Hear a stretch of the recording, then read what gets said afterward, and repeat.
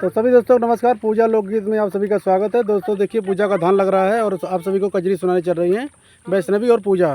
तो सुनाइए। हम ही लोग सुनाएंगे, बाकी इसमें और कोई नहीं सुनाएगा। अब प्यार आशीर्वाद भरपूर देना। की गोरिया राहे गुआरा बाई गनिया कौने गुना सावरा भाई लूना गोरिया राहे गुआरा बाई गनिया कौने गुना सावरा भाई लूना गोरिया राही गुआरा बाई गनिया